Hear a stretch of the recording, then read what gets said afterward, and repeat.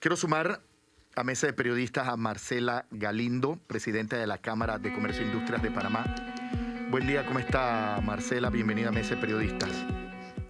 Muy buenos días, Axel, Fernando, Sabrina, y muchas gracias por tenerme aquí con ustedes el día de hoy para conversar de la situación del país. Cuénteme qué reportes tienen ustedes de cómo se está sintiendo, por lo menos en los supermercados, en algunos locales comerciales aquí en Panamá, la interrupción de la carretera panamericana en medio de estas protestas. Gracias. Mira, quiero comentarte desde varios puntos de vista. Desde el punto de vista de los supermercados, hemos recibido reportes, evidentemente, de supermercados que ya tienen desabastecimiento de productos frescos, como bien has mencionado. Y lo que nos comentan es que de seguir el cierre, la próxima semana podríamos incluso llegar a tener desabastecimiento de carne. Nos despertamos hoy, hemos estado viendo cómo Merca Panamá, que es el principal centro de acopio de productos frescos del país, está en su mayoría cerrado. Creo que esta mañana mencionaron que había solamente 17 puestos abiertos. Y esta es una situación que preocupa porque desde Merca Panamá se suplen restaurantes, se suplen hoteles, se suplen a diferentes tipos de actividades, y entonces ya tenemos a personas preocupadas que no van a poder recibir los productos para poder mantener su actividad económica. Pero más allá de eso, como tú bien has mencionado, no solamente la interrupción es de productos frescos hacia la capital, sino también la interrupción afecta el despacho de ciertos productos de la capital hacia el interior. Entre anoche y hoy en la mañana recibíamos información de que tanto Tierras Altas como Boquete están sin combustible, y sabemos que en Santiago también estaban experimentando desabastecimiento de combustible. Cuando hablo de que Tierras Altas está sin combustible, esto significa que no tienen combustible ni para los equipos agrícolas. Y el problema que estamos viviendo desde Tierras Altas es que si los productores de Tierras Altas son incapaces de vender los productos que tienen hoy día, entonces ellos no van a poder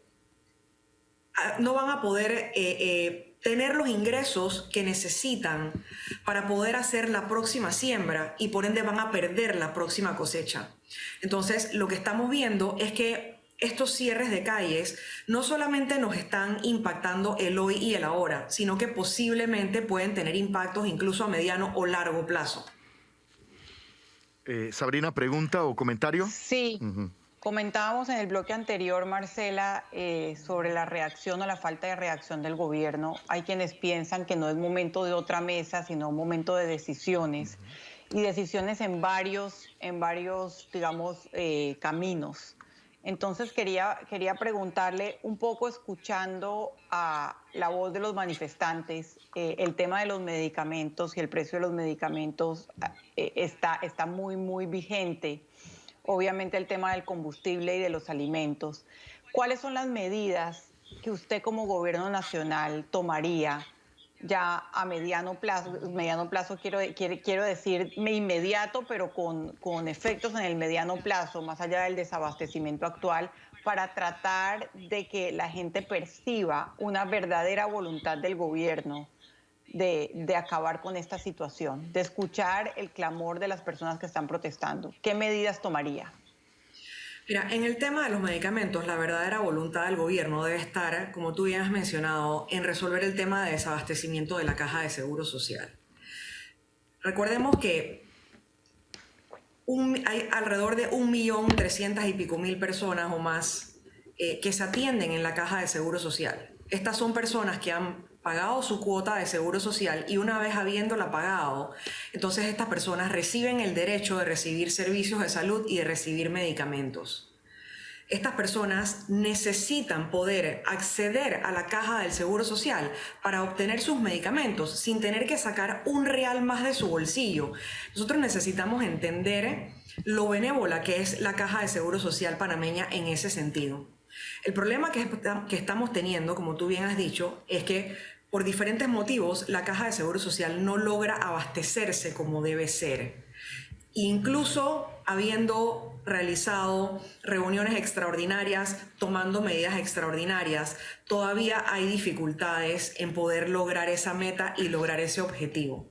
Entonces, el llamado que nosotros hacemos realmente es decir, necesitamos hacer cambios estructurales dentro de la caja del Seguro Social. Se ha estado trabajando hacia ese fin, se han hecho múltiples diagnósticos. Sin embargo, al momento lo que hemos tomado han sido medidas transitorias como las que se están tomando en este momento con el precio del combustible y con el control de precios de la canasta básica. Y yo lo que le digo al gobierno, y siempre se los recuerdo, con tanto las medidas que hemos tomado para medicamentos como las medidas que estamos tomando para el combustible y que estamos tomando para la canasta básica de medicamentos, es que con estas medidas lo que estamos haciendo es comprarnos tiempo. Ahora tenemos que ver cómo vamos a usar de manera efectiva y eficiente ese tiempo que nos estamos comprando. Y la manera de hacerlo, como les digo, es entrar a meternos a trabajar temas estructurales, y ojo, me refiero a temas estructurales de educación, porque tenemos deficiencias en educación, de temas de salud, de temas de seguridad social, y tenemos que trabajar muy fuertemente también en el desarrollo de una economía sostenible. ¿Qué significa esto? Una economía donde nosotros vamos cerrando cada vez más esa brecha de la desigualdad que existe en nuestro país, porque es una realidad que existe una brecha de desigualdad en nuestro país que se viene acumulando desde hace décadas y no hemos sido capaces como Estado, ni siquiera como gobierno, no hemos sido capaces como Estado de poder cerrar estas brechas. Y nosotros tenemos ideas de cómo se puede cerrar la brecha. Lo que necesitamos es entrar a implementarlo. ¿Cuáles son esas ideas? Disculpe. Yo soy de los que piensa que el origen de la desigualdad está relacionado con el modelo de crecimiento, la forma en que crece nuestra economía y la forma en que se acumula la riqueza en muy pocas manos. O sea, tenemos una economía no redistributiva. Mira, para nosotros, el punto donde nosotros empezamos a cerrar esa brecha es fortaleciendo la clase media panameña. ¿Cómo logra fortalecer la clase media panameña? La idea es agarrar cada vez más a personas que están, digamos, en ese bolsón de salario mínimo y ofrecerles herramientas de capacitación. Pero ojo, no estoy hablando de decirle a las personas, oye, métete en la universidad y estudia una carrera de 4 o 5 años. Estamos diciéndole a las personas, hoy día tenemos elementos aquí o tenemos oferta académica aquí, que digamos es oferta académica de corto ciclo o de corto plazo. Y les pongo un ejemplo. Tenemos el ITSE.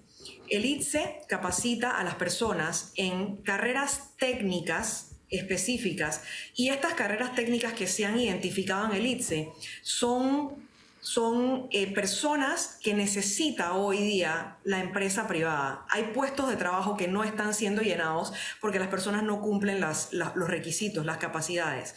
Entonces, necesitamos educar cada vez más a personas en estas carreras técnicas, que son carreras técnicas que te ganan 2 o 3 veces el salario mínimo.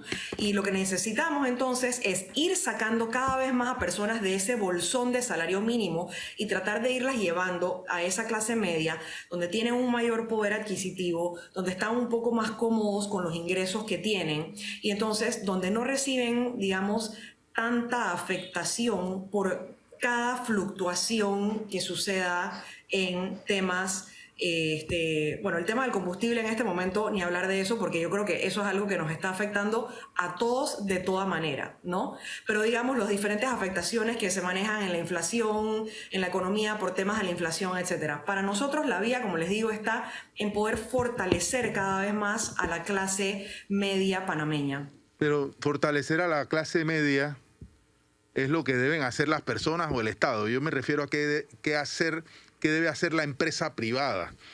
A ver, las empresas privadas también reciben subsidios, y no pocos, por cierto. Por ejemplo, en el caso del turismo, además de la famosa ley de incentivos al turismo para pagar o compensar la inversión, yo no sabía, me enteré hace poco, las nuevas empresas turísticas reciben un periodo de exoneración del impuesto sobre la renta. Entonces, eso es una forma de subsidiar. Mi pregunta es, ahora que nos estamos apretando todo el cinturón, todos, ¿también estarían las empresas dispuestas a hacerlo? Mira, dos temas. Tocando la primera parte de cómo la empresa privada puede ayudar a fortalecer la clase media panameña. La empresa privada tiene que trabajar de la mano con la academia, y así lo hemos venido haciendo a través de firmas de acuerdos de cooperación y metiéndonos cada vez más en lo que es formación dual profesional, donde la empresa privada se involucra en la capacitación del personal que luego va a pasar a estar en la fuerza laboral. Referente a la ley de incentivos turísticos, yo quiero reiterar que la Cámara de Comercio se opuso a esta ley, y no es que no nos hemos opuesto a esta ley desde ahora. Nosotros venimos reiteradamente diciendo que estamos opuestos a esta ley. Y así lo hemos hecho saber a través de notas que hemos mandado a ministros, notas que hemos mandado a la Asamblea, notas que le mandamos al presidente de la República en su momento, y seguimos haciendo énfasis en que nosotros como Cámara de Comercio nos hemos opuesto a esta ley de incentivos turísticos porque realmente no es algo que vemos factible en este momento. Marcela, ya que estamos hablando de esa ley de incentivos, como yo la llamo, la mal llamada ley de incentivos turísticos, yo la llamaría más bien de subsidios a algunos empresarios, y no todos turísticos, muchos son inmobiliarios. La gente se pregunta, después del primer anuncio del gobierno, que fue el del congelamiento del combustible, ¿de dónde va a salir el dinero? Entonces, usualmente, digamos, los grupos empresariales o los economistas o los analistas hablan de evaluar los subsidios. Y yo le pregunto, por ejemplo, este subsidio a unos grupos económicos que, según cálculos, cuesta más de $1.000 millones, ¿debería eliminarse para poder cubrir necesidades tan apremiantes como de dónde va a salir el dinero para congelar el precio del combustible, para congelar alimentos de la canasta básica?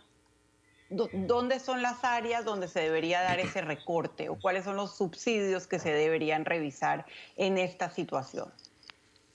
Mira, varios temas. Nosotros, como ustedes bien saben, la Cámara de Comercio, a través de nuestro Cámara Opina, hace un par de semanas hicimos un llamado a hacer esta revisión de los subsidios que se están otorgando por parte del gobierno nacional. Y recordemos algo, los subsidios deben ser alivios o deben ser fondos que se destinan para algo específico y tienen que tener una fecha de inicio y tienen que tener una fecha de fin. El problema que nosotros hemos tenido en nuestro país es que cada vez que otorgamos un subsidio se convierte en algo permanente a lo largo del tiempo. Entonces, a medida que nos vamos encontrando diferentes necesidades dentro de la población, el gobierno va incurriendo en subsidio, y lastimosamente estos se van quedando permanentemente en el tiempo. ¿De dónde sale el dinero para los diferentes subsidios? Es una pregunta que nosotros hemos estado haciendo también en reiteradas ocasiones. Nosotros hemos hecho múltiples llamados al Ministerio de Economía y Finanzas como conocedores del presupuesto general del Estado a que salgan, a que den reportes, a que hablen y a que digan: hemos revisado el presupuesto, estos son los ingresos que tenemos, estos son los gastos, estos subsidios se pagan de aquí, los otros se pagan de allá, porque lo que no puede pasar, ¿qué es lo que nos está pasando en este momento? Es que estamos adquiriendo deuda para pagar gastos de funcionamiento del Estado. Recordemos que en el deber ser de las cosas, cuando tú adquieres deuda, esa deuda tú debes invertirla. Tú debes poder generar riqueza con esa deuda y no pagar gastos de funcionamiento del Estado. Porque imagínate que esto fuera una economía familiar o la economía del hogar. Tú no puedes adquirir una deuda para pagar la luz. No puedes adquirir la deuda para pagar el teléfono. O sea, me explico, no puedes adquirir deuda para pagar las cosas recurrentes del día a día. Tú necesitas poder generar riqueza con esa deuda. Entonces, nosotros también hemos venido haciendo un llamado a que se haga la revisión del presupuesto general del Estado, que nos indiquen cuáles son esos planes de austeridad, esas medidas de ahorro que se van a implementar, porque estamos seguros que hay muchísimo de donde se puede recortar en el presupuesto general del Estado. El gobierno ha salido a anunciar unos 10 puntos donde van a recortar en este momento. La Asamblea ha salido a anunciar un par de puntos donde van a recortar en este momento, pero realmente pensamos que hay más de donde se puede recortar. Lo que pasa, como les digo, es que necesitamos mayor involucramiento por parte del Ministerio de Economía y Finanzas, que nos dé más luces de decir, aquí está nuestro presupuesto y aquí es donde podemos recortar. Y de paso les digo, recordemos que Panamá es signatario de la iniciativa de presupuesto abierto. Lo que pasa es que no hemos logrado implementarlo todavía y este es un llamado que hemos venido haciendo también. Cuando tú te conviertes en un país de presupuesto abierto, ese presupuesto adquiere una muchísima mayor visibilidad y participación ante la ciudadanía. Entonces, en este momento es realmente importante e imperativo que todos podamos tener visibilidad del presupuesto para entonces también nosotros poder aportar de manera más concreta en decir aquí, aquí y aquí, porque nosotros en este momento hemos dicho algunas áreas donde se puede recortar, pero eso es lo que nosotros sabemos y manejamos desde nuestro conocimiento. Sin embargo, si tuviéramos esa visión más clara del presupuesto, podríamos hacer una sugerencia o una propuesta mucho más completa. Marcela, ¿ustedes creen realmente que el gobierno va a hacer esta reducción, o sea, va a aplicar esta medida de contención? Les pregunto si ustedes creen, porque en realidad la gran mayoría de los panameños no lo creen. El gobierno está sufriendo una crisis, le está pasando factura su baja credibilidad. ¿Ustedes creen que realmente que el gobierno se va a desprender de privilegios, la Asamblea se va a desprender de su privilegio, de que van a cortarle estos subsidios a estos empresarios del turismo beneficiados con estos créditos fiscales? ¿Creen ustedes que el gobierno es consciente de la necesidad de hacer esto lo más rápido posible?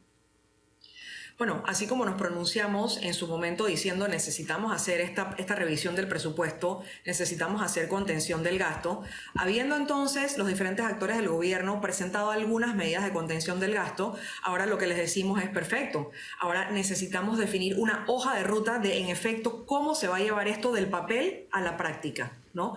Y les hemos puesto el ejemplo, si esto fuera un proyecto, nosotros necesitamos conocer fechas específicas, necesitamos conocer cifras específicas de cuánto dinero estamos hablando. Entonces es importantísimo que esto en efecto no se quede en el papel, sino que se llegue a implementar. Y nosotros hemos estado haciendo el llamado a definir la hoja de ruta para la implementación de esta reducción del presupuesto. Lo seguiremos haciendo. Incluso nos hemos puesto a disposición del gobierno. Les hemos dicho... Sabemos que ustedes tienen sus asesores, sin embargo, si ustedes necesitan que la Cámara de Comercio, Industria y Agricultura de Panamá se involucre en esto para ayudarlos, para poder trabajar en esto como si fuera un proyecto, estamos en la disposición de hacerlo. Y lo que está sucediendo en las calles, ¿cómo ves la forma en que el gobierno, las críticas contra el gobierno en la forma errática y equivocada con que ha manejado la situación? Si tú te das cuenta, hay anuncios, sin embargo, las protestas continúan. Las calles, la Panamericana totalmente bloqueada desde hace más de 6-7 días y no vemos una acción del gobierno que definitivamente pueda ir a resolver este problema tan complicado, ¿no?, que ha provocado esta interrupción en la cadena de suministro. ¿Ha habido algún acercamiento con ustedes? ¿Ustedes les han enviado el mensaje al gobierno de la gravedad de la situación que se está viviendo en las calles en Panamá? Sí, definitivamente lo hemos hecho. Realmente nosotros vemos con preocupación lo que está sucediendo en las calles y en las protestas, porque si bien, y como comentaba Fernando en el bloque anterior, si bien en algún momento puede haber habido algún tipo de incidencia política sobre cómo inician estas protestas, la realidad es que lo que está sucediendo hoy día es un movimiento orgánico causado por el descontento generalizado de la ciudadanía. Y tenemos que ser muy conscientes y muy respetuosos de ese sentir de la ciudadanía en este momento. Entonces, el gobierno ha anunciado medidas que van a tomar. Hemos visto que esto no ha sido suficiente para la población. Entonces, estamos en un momento complicado porque realmente lo que está pasando en la calle ya es más emocional que lógico. Y el gobierno tiene que ser capaz de medir todas estas aristas para poder atender y para poder generar una solución. Entonces, en la tarde de hoy se ha citado al diálogo entre las partes. A nosotros como Cámara de Comercio nos han invitado al diálogo en calidad de observadores.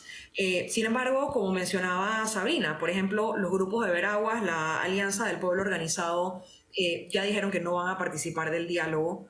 Esto es realmente desafortunado que haya habido grupos que han dicho que no van a participar del diálogo, porque yo creo que es de suma importancia el que pueda existir ese contacto directo, cara a cara con los representantes del gobierno, para que los representantes del gobierno realmente entiendan la gravedad y el sentir de la población. Yo he estado conversando tanto con productores de tierras altas, como con empresarios, como con presidentes de Cámara de Comercios de diferentes partes del país, y específicamente de Santiago me comentan de lo complicada que está la situación allá. Ellos me dicen que en Santiago hay por lo menos 50 puntos de cierre dentro de la ciudad, o sea, no estamos hablando solamente de las vías principales, hay entre 45 y 50 puntos de cierre dentro de la ciudad, y lo que me dicen es: Marcela, nosotros nos sentimos secuestrados dentro de la ciudad. Entonces estamos llegando al punto donde podría llegar a darse un enfrentamiento entre pueblo contra pueblo, y eso es lo que nadie quiere, porque eso es lo peor que puede suceder. Entonces, bueno, en la tarde de hoy se va a dar ese diálogo. Como les dije, nosotros vamos a estar participando en calidad de observadores. Y tenemos que estar pendientes de ver lo que pasa esta tarde. Sin embargo, como he dicho, el gobierno tiene que tener la capacidad de atender a los múltiples y diferentes grupos que se están manifestando en este momento, porque es una situación compleja. No tenemos a un solo grupo que sea la cabeza de esto. Por eso digo que se ha tornado algo muy orgánico. Tenemos múltiples grupos en diferentes puntos del país que están llevando a cabo estas protestas, cada uno con su listado de peticiones. Entonces, el gobierno tiene que ser muy inteligente, muy sagaz, tiene que poder recoger todas estas listas de peticiones, evaluarlas, ver cuáles son los puntos en común, cuáles son los puntos de diferencia, y de una manera u otra va a tener que poder atender estos puntos.